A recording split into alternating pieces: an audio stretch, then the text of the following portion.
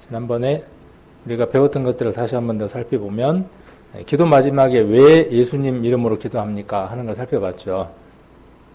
살펴본 걸 또 살펴보고 있네요. 요 주제를 가지고 이렇게 한번 질문하고 답을 하는 시간을 갖다 보니까 피드백이 돌아오더라고요. 우리가 설교가 마치고 나면 설교가 이제 설교자가 깨달은 것을 이 시간 공유를 하는 시간이죠. 그래서 그 모든 것들이 완벽하게 다 맞으면 좋지만 때로는 또 틀릴 때들도 있죠. 그럴 때에는 우리 성도님들이 메모를 해서 이렇게 뭐 헌금함에 한번 넣어준다든지 이런 것들도 큰 거겠다라는 생각이 들어요. 이번에 그 교제를 하다 보니까 어떤 교제를 해주시는 분이 계셨나 하면 예수님 이름으로 기도합니다라고 하는 그 기도가 아름답고 좋은 기도인데 예수님 이름 받들어 기도합니다라는 말이 좀 안 맞는 것 같아요. 좀 틀린 거 아니에요? 이렇게 말씀을 하시더라고요. 그래서 한 번도 생각해 본 적이 없었거든요. 그리고 뭐 제가 아마 제일 많이 썼던 것 같아요. 기도 끝에 예수님 이름 받들어 기도합니다. 아마 제가 가장 많이 썼던 것 같아요. 그래서 갑자기 그 얘기를 들으니까 좀 당황스럽기도 하고 그래서 조금은 약간 의기소침해지려고 하다가 그래 또 고칠 게 있으면 고쳐야 되고 바로잡을 게 있으면 바로잡아야지 하는 마음이 들기도 하더라고요. 우리가 다 옳을 수는 없어요. 그리고 우리가 쓰는 말들 가운데에도 의식하지 않지만 틀린 것들이 참 많이 있더라고요. 예를 들면 나는 다시 태어나도 당신을 사랑하겠습니다. 내가 다시 태어난다고 할지라도 이 일은 절대로 안 할 겁니다. 내가 다시 태어나도 내가 이것을 꼭 하랍니다. 그러잖아요. 그 말 맞아요? 틀려요? 있을 수가 없는 일이잖아요. 이게 윤회적인 사상이잖아요. 우리가 다시 태어난다는 건 있을 수 없는 일인데 물론 그만큼 하는 것에 이 과장법으로 이야기하는 것이기도 하죠. 그런데 우리가 쓸 말은 아닌 것 같아요. 어디 가냐 그러면은 저리로 간다 그러면 될 텐데 절로 간다 그러잖아요. 얼른 이해 못하신 분도 계세요. 어디 가냐 그러면 우리가 입에 담긴 듯이 절로 간다 그래요. 교회 간다. 그냥 아무 말도 아닌 것 같지만 그 말이 언뜻 뭔가를 연상시킨다면은 좀 수정하고 바꿀 필요도 있죠. 근데 그냥 뭐 특별한 그 생각 없이 이제 사용하는 말들이니까 중요하지는 않는 것 같지만 우리가 말 하나도 이렇게 바꾸면 좋겠다라는 생각이 듭니다. 그래서 인터넷에 보니까 교회에서 자주 실수하는 말들 해가지고 리스트들이 있더라고요. 그 가운데에 제가 가장 많이 범했던 그 실수가 하나 있더라고요. 그게 뭐냐면 예수님 이름 받들어 기도합니다. 이 말이 그 틀린 말이더라고요. 그래서 앞으로 혹 우리 성도님들도 기도할 때 받들어라고 기도하기보다는 예수님 이름으로 기도합니다. 이것이 그 어법이나 모든 것들에 맞으니까 이렇게 좀 수정을 하시면 좋겠다 싶습니다.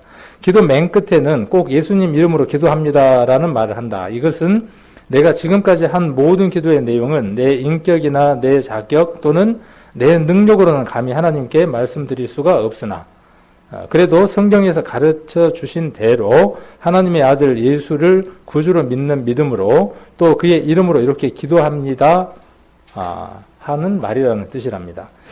그러면 이름으로라는 말이 무엇인가? 이 말은 사전에도 나와 있듯이 무엇을 대신하여 대표하여 권위를 빌어라는 뜻이랍니다. 그래서 예수님을 대신하여 예수님 권위를 빌어서라는 뜻인데 이 말을 종종 예수님 이름 받들어라고 말하는 경우도 있다. 그런데 좀 이상하다. 받들다는 말은 공경하다, 모시다, 가르침을 따르다, 물건을 받쳐 들다 이런 뜻을 갖고 있답니다. 그래서 이름을 받들다라는 말은 어색하다. 꼭 이렇게 쓴다면 그것이 무엇의 이름을 귀하게 여기다, 무엇을 섬기다 뜻이 된다는 거죠. 자, 그러므로 예수님 이름으로 기도합니다. 예수님 이름 받들어 기도합니다로 하면 이건 말이 안 된다 이렇게 이야기를 하고 있습니다. 그래서 하나님께서는 우리더러 예수님을 대신해서 또는 예수님 이름의 권위를 빌어 기도하라고 하셨는데 우리는 감히 그 귀하신 이름을 대신할 수 없어 그냥 그 이름을 저 높이 올려놓고 내 이름으로 기도한다는 말이 된다는 뜻이랍니다. 받들어서 기도한다라고 이야기를 하게 되면 이게 원뜻하고 달라져 버리는 거죠. 그래서 앞으로 우리가 이렇게 기도할 때에는 받들어라는 말을 빼는 것이 훨씬 더 성경의 내용과 같으니까. 근데 습관이 자꾸 안 되더라고요. 예, 분명히 그렇게 얘기를 들어서 고쳐야 되겠는데 했는데 나도 모르게 기도할 때 보니까는 그 얘기를 하고 있고 또 그걸 신경을 쓰다 보니까 기도가 또 안 되고 내 끝에 이거 이렇게 안 해야지 그 기도를 하면서 생각해 보다 보니까 이게 또 안 되고 그렇더라고요. 그래서 우리가 무엇 하나 이렇게 고친다는 게요. 정말 쉬운 게 아닙니다. 그리고 내가 잘못하고 있다는 것을 발견하는 것도 쉬운 일은 아닌 것 같아요. 그러나 그리스도인들은 그것을 하려고 마음 가운데에 열려져 있는 사람이니까 그런 것들이 필요할 것 같고요. 그 다음에 또 하나가 축복하여 주옵소서라는 말이랍니다. 하나님, 우리 교회를 축복해 주시옵소서라고 이렇게 기도하는데 그것도 말이 틀렸다는 겁니다. 우리가 축구 찬다 그러잖아요. 너 어디 가냐? 그러면 축구 차러 간다 그래요. 말이 맞아요? 틀려요? 축구를 차러 가는데? 공을 사러 가는 게 뭐예요? 축구잖아요. 공을 사는 게 뭐냐면 축구거든요. 근데 축구를 어떻게 사냐고. 그죠? 그러니까 공을 사러 간다. 그렇게 이야기를 해야 되고, 축구하러 간다. 이거는 맞겠죠. 그러니까 그런 것처럼 말이 조금 의미가 달라질 수 있는데, 복을 주시옵소서라고 하는 말과 축복해 주시옵소서라고 하는 말은 근본적으로 의미가 완전히 다르답니다. 그러니까 복을 달라는 건 뭐냐면, 복의 근원, 복을 주실 수 있는 분이 누구라는 뜻이냐 하면 하나님이라는 뜻이고, 축복을 해달라는 말은 뭐냐 하면 복을 빌어 주십시오라는 말을 줄인 게 축복이에요. 자, 우리 김신일 집사님에게 하나님 건강도 허락해 주시고 물질도 허락해 주셔서 하나님 복을 많이 받기를 원합니다. 이게 뭐냐면 하나님 김신일 집사님에게 복을 주세요. 이 행위가 뭐냐면 축복이에요. 이게. 그런데 하나님 축복해 주세요. 그러면 어떻게 되면 문제가 돼요? 그럼 하나님께 복을 빌어달라고 하는 거니까 하나님 위에 누군가가 또 있어야 되잖아요. 그러니까 문제가 되는 것이죠. 그래서 이삭이 또는 아브라함이 자녀들을 어떻게 했냐면 축복했죠. 하나님께 복을 달라고 기도를 했죠. 그래서 이것도 혼돈하면 안 될 것 같아요. 그래서 우리가 이제 작은 것들이지만 우리가 이렇게 조금씩 고쳐나가는 것도 필요할 것 같은데, 그런데도 여전히 다음에 기도할 때 축복합니다. 그렇게 축복해 주시옵소서 하고 이렇게 기도를 하게 되는데, 아마 우리 말의 박자 때문에 그렇대요. 박자를 맞추려고 하다 보니까 복을 주옵소서라는 말보다는 축복해 주시옵소서, 이게 더 박자에 맞기 때문에 그렇게 했을 것이다. 그리고 굳어졌을 것이다. 이렇게들 이야기를 하는데, 그래서 복을 주시옵소서라고 하는 그것이 뭐냐 하면 축복이. 이렇게 쓸 수 있어요. 우리 최치배 집사님을 축복합니다. 이렇게 쓸 수는 있죠. 그렇죠? 이렇게 쓰면은 맞는 거죠. 그러니까 우리 찬양의 복음성가를 보면은 축복합니다. 그렇게 나오죠. 그건 맞는 거예요. 축복은. 그러니까 이제 그렇게 말을 하든지 하나님 우리 집사님들에게 복을 내려주시기를 원합니다. 이렇게 하면 되는 거죠. 그래서 이것도 조금 한번 수정을 해보면 좋을 것 같고요. 그 다음에 찬송이나 한 장 하죠? 몇 장 할까요? 찬송이나 한 장 하죠, 뭐. 이것도 어떻게 좀 바꾸면 좋겠어요. 한 장 드리지요. 이렇게 바꾸면 좀 낫겠죠. 근데 이런 건 어느 문화 속에서만 이 말이 가능하냐 하면 우리 문화권 속에서만 이게 가능한 거예요. 외국 같은 경우에는 그런 의미들이 없죠. 언어의 의미 가운데에. 높임말의 의미들이 없으니까 그런 언어적인 것들이 없죠. 일본 말은 띄어쓰기가 없어요. 우리나라 말은 띄어쓰기를 해야 돼요. 그러니까 띄어쓰기 하려면 얼마나 힘들어요. 할 수 있다 없다 할 때 수를 띄워야 되는지 말아야 되는지. 맨날 틀려갖고 찍으면 맞고 안 찍으면 틀리고 그럴 때도 많이 있잖아요. 우리나라 말이 이렇게 어렵기는 하지만 우리나라 말만큼 아름다운 것도 없죠. 의외로요. 그래서 이렇게 좀 한 장, 한 곡, 찬송가 356장 드리겠습니다. 우리가 이 사회를 보거나 할 때에도 이렇게 하면 서로 이렇게 또 은혜가 되지 않을까 하는 생각을 합니다. 이것도 제가 인터넷 같은 데서 한번 쭉 찾아봐가지고 우리가 고칠 것들이 있으면 한번 이렇게 수요일 날 하면서 조금 고치도록 한번 해보겠습니다. 그래서 우리가 좀 더 아름답고 교회가 발전하고 좋은 모습들을 바꿔나가려면 앞에 있는 설교자와 그 다음에 또 듣는 우리 성도님들이 같은 마음이 되어져서 같이 공감하고 공유하면서 또 부족한 부분들이 있으면 그것을 전달해주고 또 앞에 있는 설교자는 그것을 수용할 수 있는 마음을 가져야 되고 또 고칠 수 있는 그런 마음의 그 여유들을 가지면 참 좋겠다라는 생각들을 한번 해봅니다. 근데 참 어렵죠. 앞에서 이렇게 이제 열심히 준비를 해서 가르쳤는데 그거 아닌 것 같아요. 그러면 사실 마음도 상하고 또 혹은 설교가 너무 길어요. 그러면 살짝 마음 상하거든요. 또 설교가 왜 그렇게 재미가 없어요. 그러면 좀 설교한 사람들이 이제 저도 설교자의 입장이잖아요. 또 앞으로 우리 이제 집사님들이나 많은 분들이 이곳에 서서 서로가 훈련받는 그런 시간들을 가져갈 텐데 그럴 때에 왜 설교가 저렇게 재미없어? 왜 설교가 이렇게 또 한 얘기만 또 하고 또 시간이 길어? 이렇게 되면 피차 은혜를 못 미치죠. 특히 그 얘기를 뒤에서 하는 건 안 맞아요. 이제 그렇게 하시고 싶은 얘기가 있으면 써서 그렇죠? 이렇게 종이에다 써서 좀 미안하거나 그럴 때에는 넣어서 전달이 될 수 있도록 한다든지 아니면 정말 기도를 2번, 3번, 4번 하고 그 입술을 주장해달라고 하는 그런 마음들로 우리가 정말 존중하고 높이는 마음들로 제가 교제하기를 원합니다. 그러면서 참 어렵겠지만 이렇게 교제를 한다면 서로 마음들이 열려져서 그것이 오해 없이 또 자존심 상하지 않고 그것을 받아서 서로가 긍정적인 면으로 이렇게 발전할 수 있을 것이다 라는 생각을 합니다. 어느 교회 그 유명한 목사님은 교회 가운데에 그런 부서를 따로 두었답니다. 자기 설교 가운데에 표정이나 뭐 어떤 것 하나라도 문제가 되는 것들이 있으면 모니터링을 하는 부서를 따로 두어서 하나하나 다 모니터링해서 듣고 바꾸고 있는 그런 일들을 하는 목사님도 있대요. 저는 뭐 그 정도까지 마음이 넓지는 않는데 혹 하시면 해주시면 받으려고는 합니다. 그래서 그런 부분들이 있으면 이렇게 해주시면 또 바꾸거나 또 수정하거나 또 그렇게 해보도록 하겠습니다. 그래서 오늘 한 3가지 정도는 기억하시면 좋을 것 같네요. 다시 태어나도 그 말은 우리가 써서는 안 된다는 거. 그 다음에 예수님 이름 받들어 아니지요. B. 예수님 이름으로 기도합니다. 맞습니다. 그 다음에 축복합니다. 맞습니다. 근데 하나님 축복해 주시옵소서 띠 아닙니다. 하나님 복을 주시기를 원합니다. 딩동댕. 요거 한번 생각해 보시면 좋을 것 같습니다. 자, 지난번에 수요일, 금요일, 일요일 예배를 드리는 이유를 한번 살펴봤었죠. 왜 우리가 예배를 드렸죠? 수요일은 한번 정리를 해보면 수요일은 사단이 가장 활발하게 움직이는 날입니다. 우리가 주일날 말씀을 듣고 그 들었던 말씀들이 잊혀져 가는 시간이 수요일부터 시작이 됩니다. 그래서 수요일날 우리가 말씀을 들음으로 해서 다시 우리들 심령 가운데에 주님을 향한 마음들을 회복할 수 있기 때문에 수요 예배가 우리에게 굉장히 유익하다는 사실입니다. 그 다음 금요일은 우리 주님이 십자가에 못 박혀 돌아가신 날이므로 우리에게 가장 더 소중한 날이기도 하죠. 주일은 우리 주님이 우리를 하나님 앞에 데려갈 수 있는 의인으로 만들어주신 부활하신 날이니까 그날이 아주 중요한 날이죠. 그러므로 수요일, 금요일, 일요일만 모이면 되죠. 그렇죠? 그 얘기를 하고 싶어서 그 얘기했던 거 아닙니다. 우리 그리스도인들은 매일이 모이는 날이어야 맞아요. 초대교회는 어떻게 모였습니까? 매일 모였어요. 날마다. 자, 술 먹는 사람은 일주일이 어떻게 돌아간다고요? 술 먹는 사람은 술 먹는 대로 일주일이 돌아가요.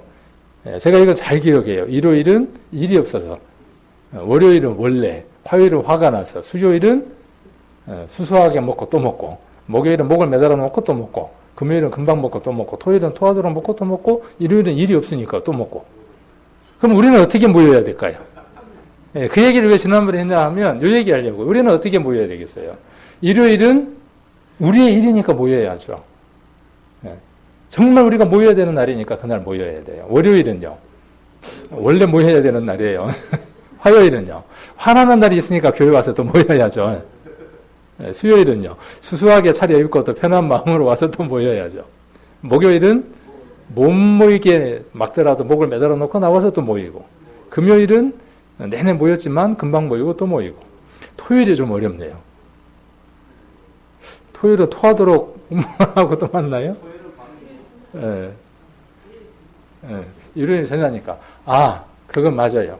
그 정말 중요한 말씀 하나를 하셨는데, 청교도들은요, 주일날을 앞두고 토요일날 저녁에 특별히 모였습니다. 그건 그 청교도 3들 가운데 기록되어 있는 내용이에요. 그러니까 왜냐하면 주일을 준비하지 않고 모인다는 것 자체가 말이 안 된다는 거예요. 하다못해 10만이도 3월 캐롤 갈 때 모욕을 하는데 성도가 성으로 만나고 하나님을 만나는 그 귀한 시간에 준비되지 않고 나간다는 건 말이 안 된다라고 해서 토요일 날 그렇게 진한 교제들을 나누었다고 합니다. 우리도 그랬죠. 기억나죠? 우리도요. 우리도 그렇게 모였었는데 지금은 어떻게 됐어요? 지금은 이제 수요일, 금요일, 주일 모이는 것도 왜 안 모입니까? 왜 주일날 여기 다 찼던 자리에 절반밖에 안 왔습니까? 이런 때가 됐죠. 그리고 여기에서 조금만 몇 분 더 나오시면 야 오늘 왜 이렇게 많이 나오셨어요? 그러잖아요. 이런 것들은 지난번에 우리 주일날 말씀드렸던 것처럼 마지막 시대여서 그런데 마지막 시대니까 이게 당연한 게 아니라 우리는 거슬러 올라가는 삶을 살아야 하니까 세상이 비록 우리를 발목을 잡고 모이면 못 모이게 하더라도 우리들 마음이 어떻게 바뀌어져 있어야 되느냐 하면 매일 모여야 된다고 생각하고 있어야 돼요. 매일. 그래서 초대교회는 우리가 사도행전을 보시면 초대교회 때에 어떻게 모였던 것들을 볼 수 있느냐 하면 중요한 것들만 제가 한번 쭉 찾아서 이렇게 색깔들을 한번 봤습니다. 바꿔놔 봤습니다. 자, 날마다예요. 날마다 마음을 같이 하여. 날마다 모여도 마음이 같지 않으면 무슨 의미가 있겠어요? 그래도 중요하기는 해요. 마음이 안 같아도. 그래서 날마다 마음을 같이 하여 어디에 모였습니까? 성전에. 그래서 지금으로 본다 그러면은 교회겠죠. 교회 모이기를 그냥 되는 게 아니에요. 힘을 써야 되는 일이에요. 힘을 쓰고 그 다음에 집에서 떡을 떼며 그랬어요. 누가 이렇게 물을 수 있는 분들이 있어요. 목사님 질문이 있는데요. 구역 모임 성경에 있어요? 구역 모임을 왜 집에서 모이지요? 꼭 그 집에서 모여야 하는 이유가 있을까요? 이렇게 물을 때 우리가 그거에 대한 답을 이걸 내줄 수 있죠. 초대교회는 집집마다 다니면서 모였다는 것이죠. 이것이 특징이죠. 그러니까 교회에서도 모이고 그 다음 어디에서도요? 집에서도. 떡을 뗐다는 것은요. 단순하게 밥을 나눠 먹었다라는 그런 의미보다는 그곳에 포도주 잔과 떡이 함께 있었다는 뜻이에요. 그러니까 만찬이 가정 가운데에서도 함께 이루어졌다는 뜻이죠. 그러니까 집집마다 그렇게 모였고 그 모인 집들이 교회들이 되어져서 복음들이 전해졌다는 사실이죠. 그래서 구역 예배는요, 우리에게 아주 특별한 겁니다. 특별한 의미들이 있습니다. 그 구역을 통해서 그 구역들이 확장돼 나가고 그걸 통해서 교회가 더 확장돼 나가기 때문에 구역은 아주 중요하죠. 그 구역보다 더 중요한 게 뭐냐 하면 교회요? 교회도 중요하죠. 그 구역보다 더 중요한 게 뭐냐 하면 각각의 가정들입니다.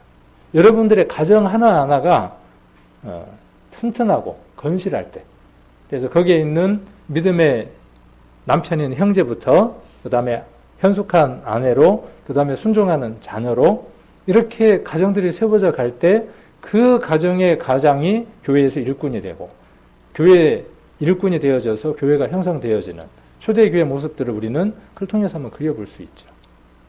그래서 가정이 튼실해야 되고 그 가정들이 모여서 구역이 되고 구역들이 모여져서 뭐가 되느냐 하면 교회가 되어지죠.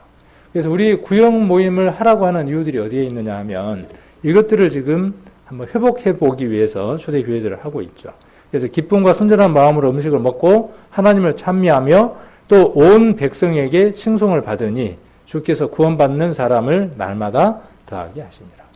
구원받는 사람의 수는 누구에게 권위 있느냐 하면 하나님께 권위 있습니다.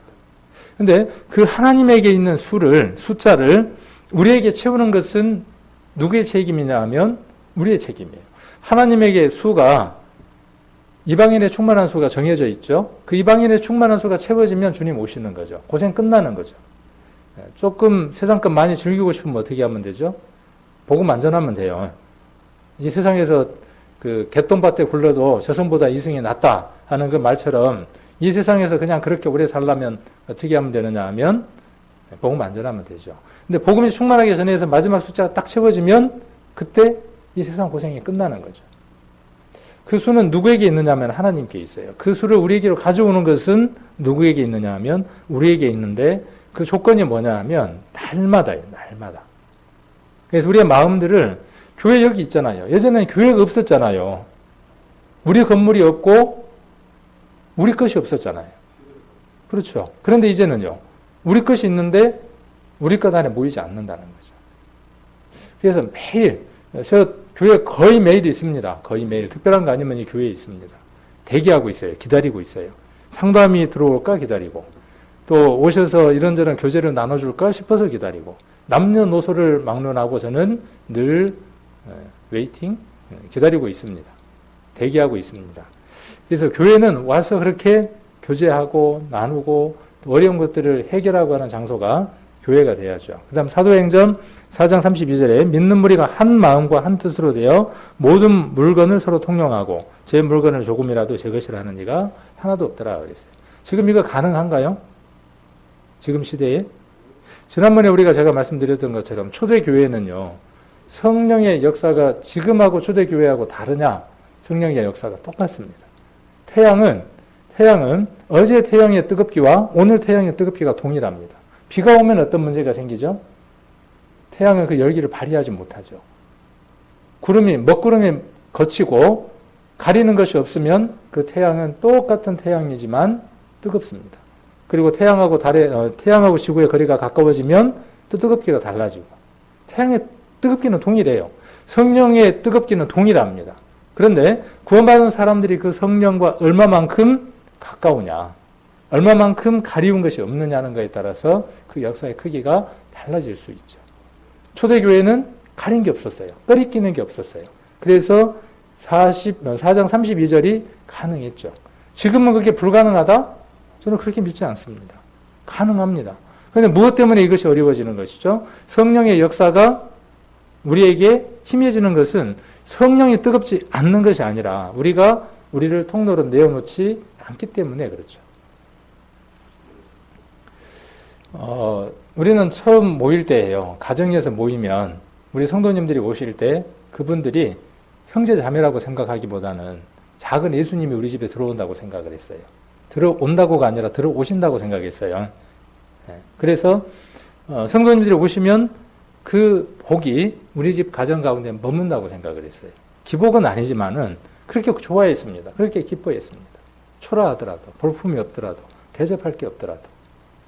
자, 그 마음이 어떤 마음이냐 하면 우리가 통로가 되어져서 비워지고 깨끗한 모습의 성령의 역사의 모습들이겠죠. 또 5장 42절에 보면 그들이 날마다 성전에 있든지 집에 있든지 예수는 그리스도라 가르치기와 전도하기를 그치지 아니하니라. 이게 초대교회가 했던 두 가지 일이에요. 교회 가운데서 뭐 하고요? 가르치는 거예요. 그리스도인은 세상 사람과 달라야 해. 교회가 가르치는 게 뭐냐면 그것이에요. 예수 그리스도라 그랬잖아요. 예수 그리스도가 어떤 능력이 있고 그가 우리를 어떻게 변화시키는가, 그거 가르치는 게 교회예요. 그 다음 뭐 하는 장소냐 하면 그 가르침을 받은 사람들이 전도하는 거예요. 두 가지예요. 우리 교회가 지금 전도하고 있지 못하면 우리는 가장 중요한 일 가운데 하나를 다 하고 있지 못한 겁니다. 교회가 그 일을 해야 하고 우리 각인들이 이 일을 해야만 합니다. 입을 벌려서. 자, 이것이 우리가 매일 모여야 하는 이유고, 수요일과 금요일, 주일 모였을 때 중점적으로 해야 되는 이 일이 바로 우리의 일입니다. 그래서 주일도 우리가 모이면 뭐 하는 거냐 하면, 주일은 점심 먹고 나면 집에 가는 게 아니에요. 우리들은 머릿속에 이제 그 개념을 지워야 돼요. 주일 하루는 어떤 날이에요?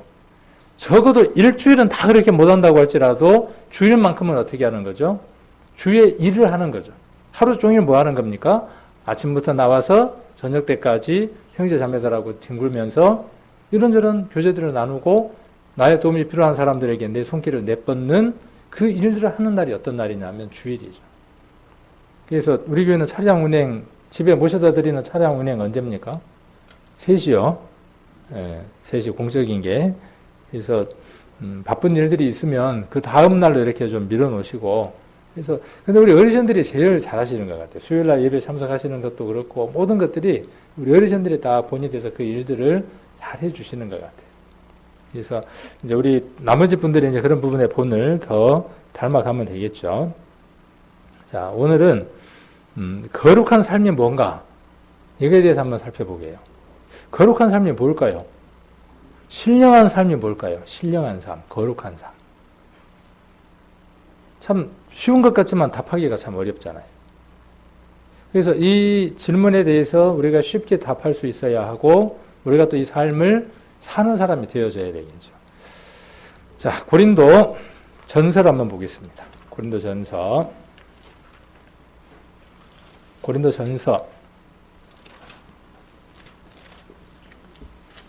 3장을 먼저 한번 보겠습니다. 신약성경 264페이지 고린도 전서입니다. 2장을 먼저 한번 보겠습니다.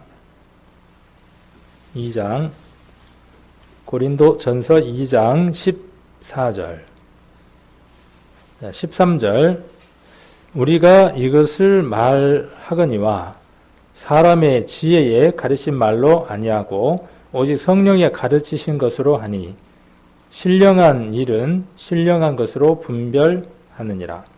육에 속한 사람은 하나님의 성령의 일을 받지 아니하나니 저희에게는 미련하게 보이며 또 깨닫지도 못하나니 이런 일은 영적으로야 분별함이니라.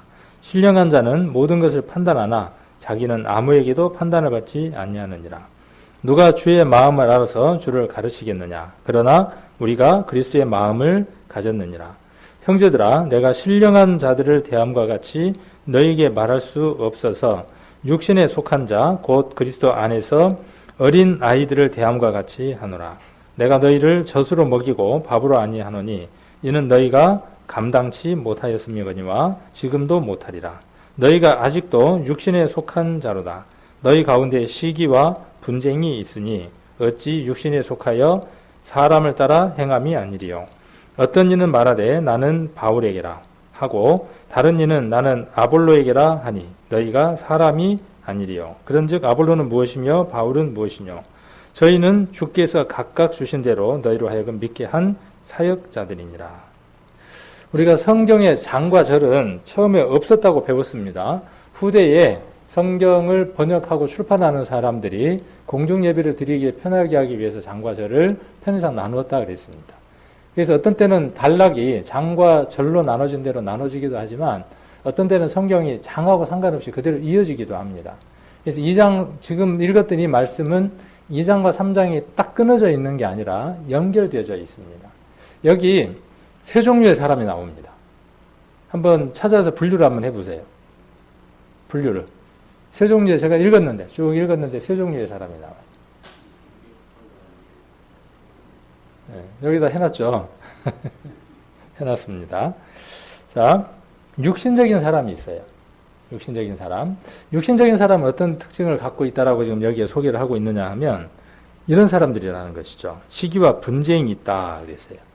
그래서 판단하는 삶을 살아가는 사람이 이 판단과 아까 앞에 있는 판단은 좀 다른 것이긴 하지만 그래서 나는 아볼로에게, 나는 누구에게? 바울에게. 이렇게 지금 이야기를 하는 것이죠. 그래서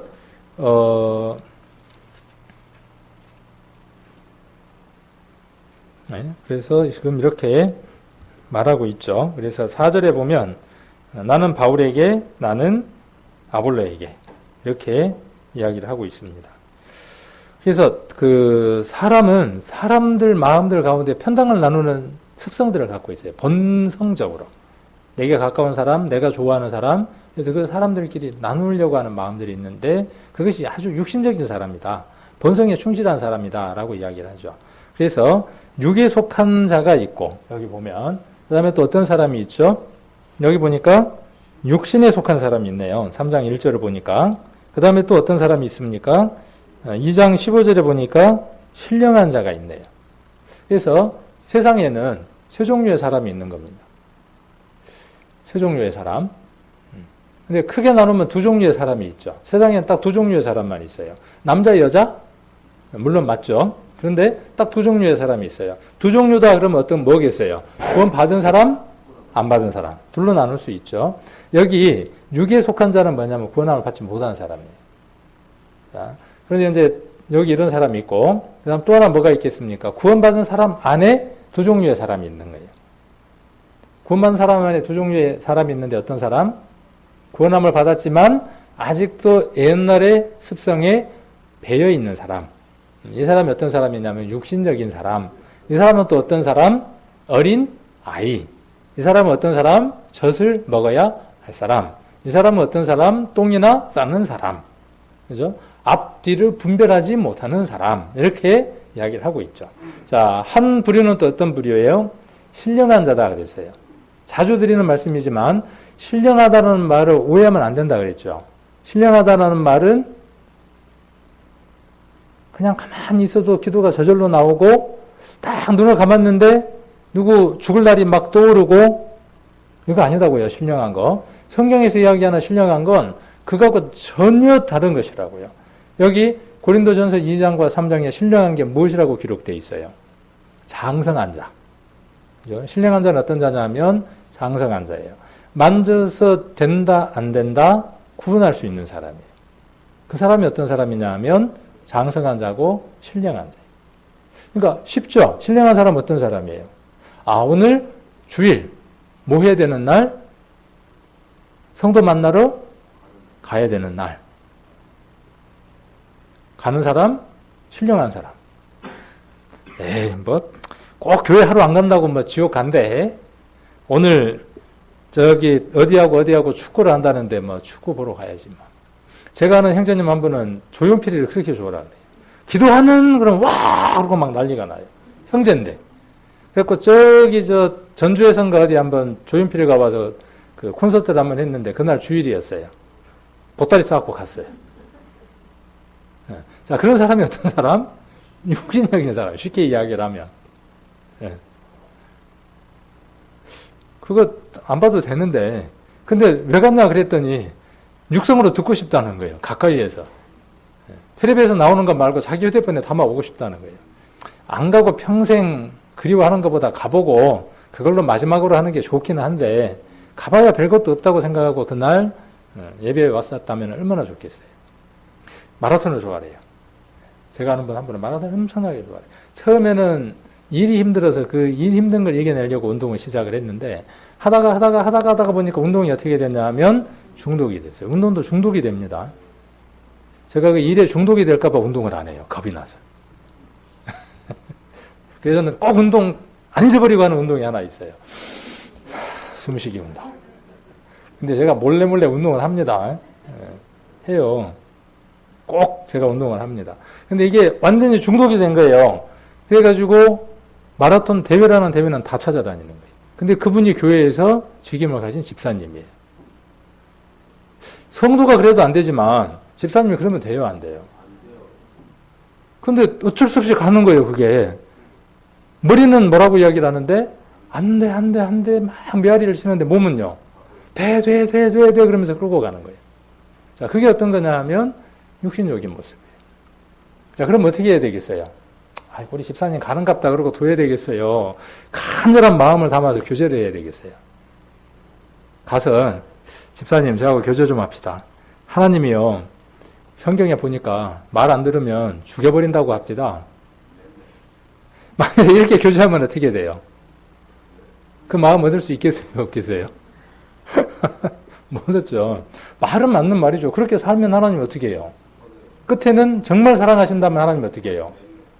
들어가신다니까. 그죠? 그런 예들을 우리는 많이 봤죠. 하나님 거부하거나 하나님을 방해하거나 했을 때 하나님이 어떻게 역사하시는가 우리는 성경을 통해서 알고 우리도 주변에서 보죠. 또 구원받은 성도지만 믿음 안에서 살지 않을 때 하나님이 어떻게 간섭하시는가를 잘 알죠. 그런 교제들을 우리가 나눠줘야 되겠죠. 그러려면 적어도 나는 또 어떤 사람이어야 되겠어요. 한번 니나 잘해야지 뭐. 그래서 제가 권면을 잘 못해요. 니나 잘해야지 그 말이 들릴 것 같아서. 그래도 어떻게 해야 맞죠? 저도 참 부끄러운 삶을 삽니다. 그런데 집사님, 형제님, 자매님, 우리가 일단요 손을 딱 따뜻하게 이렇게 딱 잡으면서요 무릎 앉아갖고 주로 마주대고 앉지 말고요. 우리 상담할 때 그런데요. 마주대고 앉는 것보다는 옆자리에 앉는 게 좋다건만요. 옆자리에 앉아서 손을 딱 잡고 무릎에다 이렇게 같이 부비면서요 이야기를 하면 대부분 마음들이 전달이 된다고 합니다. 그래서 우리 최 집사님이 말씀하신 대로 다 안다 그러면서 들어주고 얘기를 하고 그러면 마음들이 열린대요. 그런 열린 마음들을 통해서 우리가 한 명 한 명들을 얻어가는 거죠. 교회가 사람들을 얻어가는 공간이죠. 구원받지 못한 사람을 하나님의 사람으로 얻고 마음 가운데 교회에서 상처받은 형제 자매를 얻어가는 거죠. 그분들이 왜 육신적인 사람이 되는지 아십니까?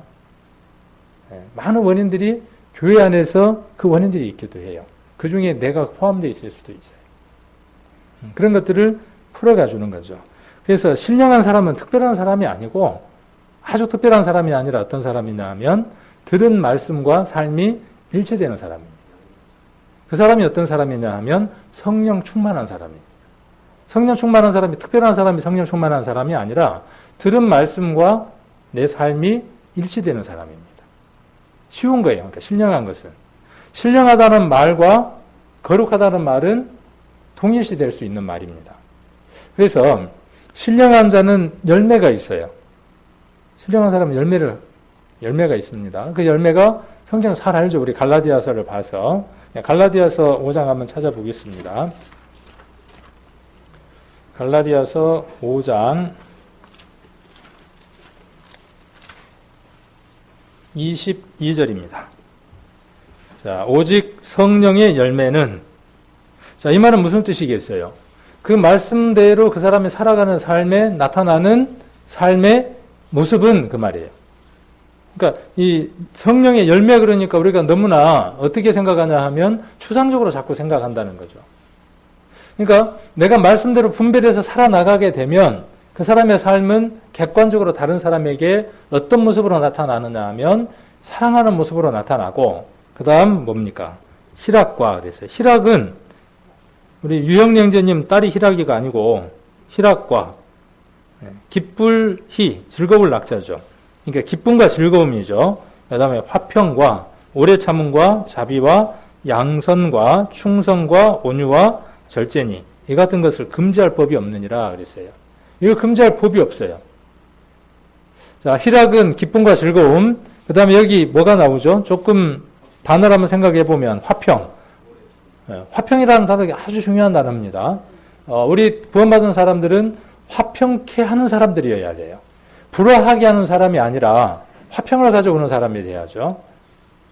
그러니까 이거 내가 지금 화평을 가져오고 있지 못하다 그러면 나는 어떤 사람이냐 하면 지금 분별된 삶을 살고 있지 못한 거예요. 누군가를 만났을 때 화평을 만들어가는 사람이어야 되죠. 그러려면 복음을 전해야 하고 구원받은 성도에게는 하나님하고의 관계를 맺어줘야만 화평할 수 있는 거예요. 내 생각과 내 뜻과 내 계획을 내어주는 게 아니라 하나님이 어떻게 생각하시는가를 설명해주고 그렇게 살아갈 수 있도록 서로 돕는 관계가 어떤 관계냐 하면 화평이에요. 그 다음 또 뭡니까? 오래 참음이라 그랬어요. 이거 참 어렵더라고요. 오래 참는 것. 하나님 우리 향해서 어떻게 하셨습니까? 오래 참으셨잖아요. 자, 내가 거룩하니 너희도 거룩하라. 그 말의 의미는 뭐냐 하면 내가 이런 모습으로 너희를 사랑했으니까 너희도 주변에 있는 사람에게 그렇게 사랑해라 그 말이에요. 근데 우리는 그렇게 하지 못할 때가 참 많죠. 그 다음 자비라 그랬어요. 자비. 자비라는 말은 크게 사랑하여 가엾게 여긴다 그런 뜻이에요. 구원받은 사람에게 자비가 없어요. 불쌍히 여기는 마음이 없어요. 측은히 여기는 마음이 없어요. 이 마음이 없다면 그리스도를, 하나님을 품은 마음이 아닌 거죠. 거룩한 사람이 아닌 거죠. 그 다음에 양선. 양선은 뭐냐 하면요. 제가 가로 열고 친절이라고 해놨어요. 그리스도인은 어떤 사람들이냐면 아주 친절한 사람들입니다. 유사 이래로 구원받은 그리스도인들은 다 친절했습니다. 친절할 수밖에 없죠. 불쌍히 여기는데. 근데 우리는 묘한 습성 하나가 있어요. 복음을 던져줘야지 육신적인 것은 크게 의미가 없어야 그런단 말이에요. 그런데 세상 사람들에게 당장 급한 건 뭐냐 하면 육신적인 충족도예요. 필요한 것들이 있으면 채워줘야 돼요. 그러다가 그 사랑을 받아들이지 않고 밀어내는 사람도 있지만 그걸 통해서 무엇이 들어가느냐 하면 복음이 들어가기 때문에 그렇죠. 그래서 친절해야 돼요. 아주 친절해야 돼요. 자, 세상 사람들에게도 친절해야 되고 어디에서도 친절해야 될까요? 교회에서도 친절해야 돼요. 연세 드셔서 계단 올라오는 소리가 날로 올라올 때마다 한 계단 한 계단 올라올 때마다 예수님이 골고다 언덕을 올라가신 것보다 더 힘들게 올라가시는 모습들이 이제 눈에 띄어요. 아이고 소리가 나거든요. 가방을 양쪽으로 들고 또 음료수를 들고 올라오는데 음료수 잔이 흔들흔들해서 넘치려고 해요. 그런데 살짝 밀치면서 올라가. 그 친절한 거 아니죠. 친절한 건 어떤 거예요? 제가 가방 들어드릴게요. 여기 음료수 제가 차 하나 갖다 드릴게요. 이게 뭐냐면 친절이죠. 세상 사람들에게도 그렇게 해야 되는데, 내 식구잖아요. 내 어머니라고 우리가 이야기를 했고, 내 형제 자매라고 이야기를 했잖아요. 그러면 우리는 그 말한 대로, 믿음대로 살아야만 신령한 사람인 거죠. 그래서 아까 우리 고린도전서에 보면 판단하는 사람이라 그랬어요. 그러니까 신령한 건 뭐냐면 구별하는 거예요. 하나님이 기뻐하시는 것과 기뻐하지 않는 것을 구별하는 사람이 어떤 사람이냐 하면 신령한 사람. 그 신령한 사람의 열매예요. 충성. 충성이 뭐가 충성이냐 하면 충성. 그게 충성?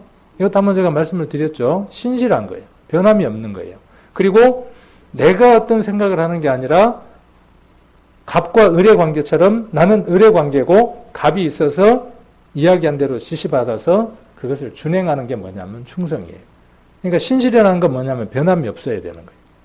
우리는 충성해야 할 사람들입니다.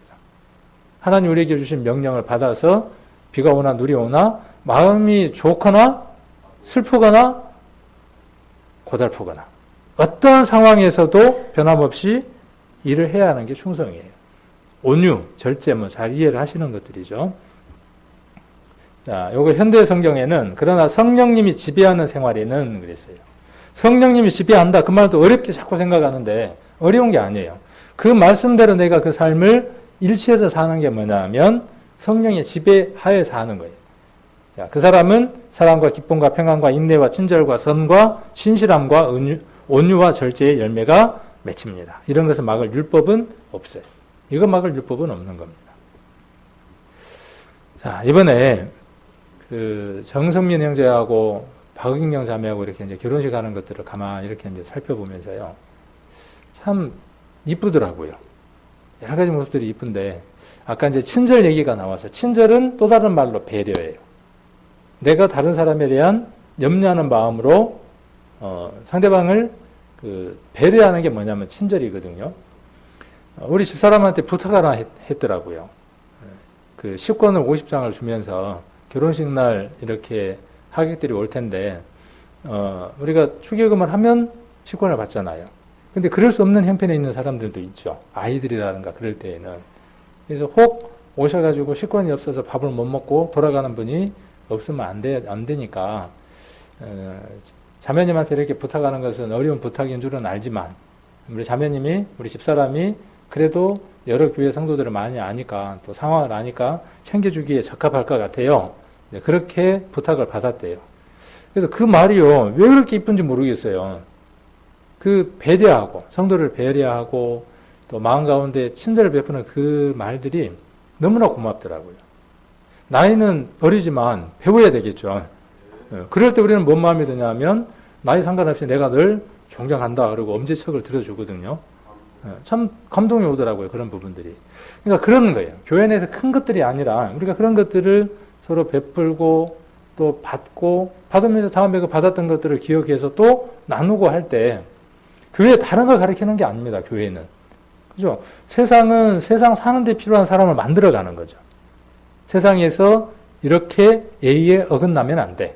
이거는 잘못된 행동이야. 이걸 배우는 게 뭐냐 하면 학교 교육이에요. 예절 교육이기도 하고. 그럼 교회는요. 그리스도인들이 세상에서 교회에서 어떻게 살아야 돼. 이거 가르치는 거죠. 그리고 서로 배워나가는 거죠. 그래서 그런 부분이 참 고맙고 또 이쁘고 그렇더라고요. 거룩한 삶이에요. 신령한 삶 이퀄 뭐냐 하면 거룩한 삶이에요. 거룩한 삶은 하나님의 자녀로 구별된 삶을 사는 거예요. 시간이 없으니까 여기 있는 말씀들은 메모를 하셨다가 한번 찾아보십시오. 내용이 뭐냐 하면 하나님은 거룩하신 분이에요. 내가 거룩하니 너희도 거룩하라고 말씀하셨어요. 레위기 11장을 보면 정한 짐승과 부정한 짐승이 나옵니다. 정한 것이 나오고 부정한 것이 나오는데 그 모든 것들을 다 정해 놓으시고 마지막에 이 말씀을 하십니다. 11장만, 레위기 11장만 먼저 한번 찾아보겠습니다. 레위기 11장 다 찾을 수 없으니까 나머지는 메모하셨다가 한번 보시고요. 11장에 그 정한 것과 부정한 것에 대한 규례를 주시고 44절 창세기, 출애굽기, 레위기 11장 44절 45절 같이 한번 읽겠습니다. 나는 여호와 너희 하나님이라.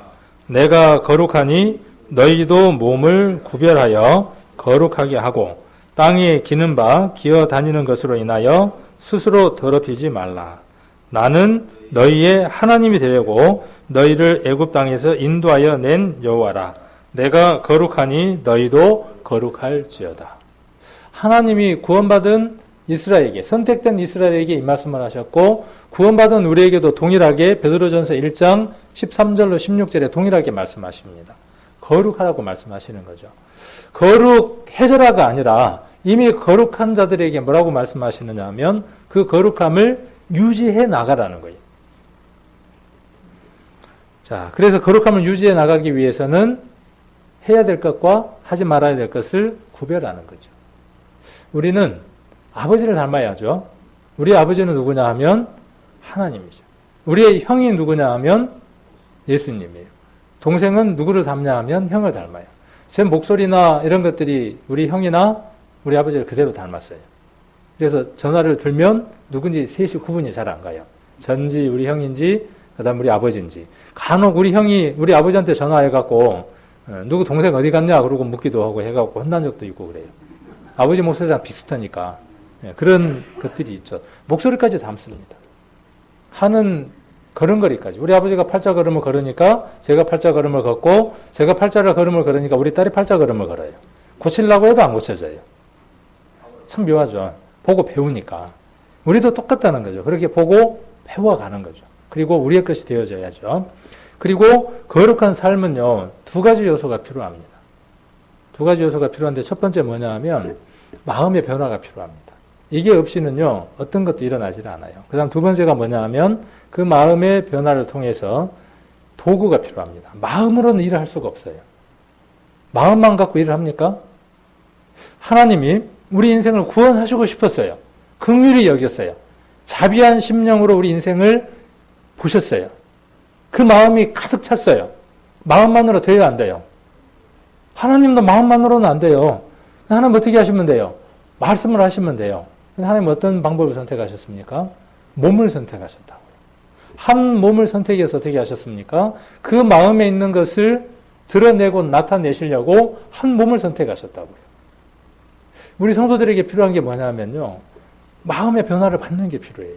그 마음의 변화를 받기 위해서는 말씀이 필요해요. 지식적인 것이 아니라 인격적으로 만나는 겁니다. 내가 많은 말씀을 아는 것이 아니라 하나님의 마음을 내가 전달받는 겁니다. 성경은 어떻게 보는 것이냐면요. 하나님의 마음을 내가 느끼는 거예요. 그래서 심령의 변화가 필요한데 로마서 12장 한번 보겠습니다. 로마서 12장 2절. 제가 성경에 나와 있는 것을 조금 순서만 바꿨을 뿐입니다. 같은 얘기인데 1절을 먼저 봐야 되는데 2절을 먼저 보는 것 뿐이에요. 2절. 자, 로마서 12장 256페이지. 너희는 이 세대를 본받지 말고 오직 마음을 새롭게 함으로 변화를 받아 하나님의 선하시고 기뻐하시고 온전하신 뜻이 무엇인지 분별하도록 하라. 분별하라 이 말을 다른 말로 바꾸면 뭐예요? 거룩하라. 신령한 삶을 살아라. 그 말과 동일한 말이라고요. 그러니까 신령한 삶, 거룩한 삶은 특별한 것이 아니라 옳고 그름을 분별해서 하나님이 기뻐하시는 것은 행하고 싫어하시는 것이 버리는 거예요. 그게 분별이에요. 자, 그러려면 뭐가 있어야 된다고요? 이게 새로워져야 된다고요. 이게. 구원받았으니까 그때 다 새로워졌습니까? 성경은 그렇게 말하고 있지 않다고요. 죄에 대한 책임은 더 이상 묻지 않으신다고요. 어떠한 죄일지라도 하나님은 그 죄에 대한 대가를 묻지 않으시겠다고 십자가를 선택하셨어요. 그러나 그 10년 가운데 있는 죄성은 어때요? 그대로 남겨져 있다고요. 그 죄성은 어떻게 할 필요가 있다는 것이죠? 말씀을 통해서 변화를 받아야 한다고요. 매일. 그럴 때 무엇이 나타날 수 있느냐 하면 제 몸을 저를 산 제물로 쓰십시오라고 내어놓을 수가 있다고요. 그래서 몸을 뭘로 써야 하는 거냐 하면 도구로 쓰는 겁니다. 그래서 1절을 보시면 그러므로 형제들아 내가 하나님의 모든 자비하심으로 너희를 권하노니 너희 몸을 하나님이 기뻐하시는 거룩한 산 제사로 드리라. 이는 너희의 드릴 영적 예배니라. 몸을 태워서 드린다고 하나님이 이 태운 냄새를 맡으시겠습니까? 아니에요. 그걸 말씀하시는 게 아니라 이 몸이 아까 2절에 나와 있는 대로 변화를 받은 대로 일체가 될 때, 하나가 될 때 하나님이 기뻐하시는 산 제사가 된다고요. 지금까지 우리가 들었던 말씀 트럭으로 갖다 테이프 모으면 한 트럭은 될 거예요. 근데 그 말씀만큼 우리가 준행해서 살아가냐는 거죠. 이것은 저와 여러분의 모든 구원받은 성도들의 숙제고 이루어야 될 목표들일 겁니다. 6장 한번 보겠습니다. 6장 13절 6장 13절입니다. 같이 한번 읽겠습니다. 6장 13절 또한 너희 지체를 불의의 병기로 죄에게 드리지 말고 오직 너희 자신을 죽은 자 가운데에서 다시 산 자같이 하나님께 드리며 너희 지체를 의의 병기로 하나님께 드리라. 복음을 전해야 되는데 저기 보니까 여호와증인들 가방을 들고 다니고 안사롱도 들고 다니고 다 들고 다니는데 나는 왜 이렇게 귀한 복음을 갖고 있으면서 입을 닫고 있지? 자, 그건 이미 마음에서 동기 변화가 일어난 거죠. 마음에서 그것을 해야 된다는 하나님의 성령의 음성이 들린 것이죠. 그럴 때 어떻게 하면 돼요? 하다못해 옆집에 문을 열고 똑똑 두들겨서 부침개 하나를 해서 우리 한 두어 달 뒤에 교회 전도 집회 있는데 한번 오실 수 있도록 시간 한번 만들어 보세요. 오고 안 오고는 누구 탓이니까? 뭐 자기 할 탓이고. 내가 해야 될 건 뭐니까? 자, 이렇게 하면 뭐가 돼요? 행이 일체가 됐죠. 하나님이 주신 말씀과 내 삶이 일체가 됐어요. 자, 이 삶이 어떤 사람이에요? 이 삶이 어떤 삶이냐 하면 성령 충만한 삶, 거룩한 삶, 신령한 삶이에요. 이것이 계속 모아지면 그 사람의 인격과 그 사람의 삶이 달라진 모습들로 드러나게 되죠. 이게 없으면서 구원받았다? 나는 하나님의 자녀다? 그렇게 만족하고 산다면 잘못됐다고요. 그래서 오늘 이 말씀들을 통해서 우리 성도님들이 육적인 사람, 육신적인 사람, 신령한 사람 이렇게 세 종류의 사람이 있다는 것도 우리 성도님들이 꼭 기억하시고 또 이 거룩한 삶을 거룩한 삶, 신령한 삶을 우리가 살아야 한다는 것 그런 삶을 우리 성도님들이 마음 가운데 품고 소망하고 그렇게 살아가기를 간절히 원하는 마음으로 하루하루를 사시고 한 말씀이라도 그 말씀이 내게 실천되어질 수 있도록 내 자신을 의의 병기로 도구로 드림으로써 그 한 실천한 삶이 하나님 앞에 상급이 되고 멸류관이 되어서 영원한 하나님 나라에서 어마어마한 가치로 분명히 돌려 받으실 겁니다.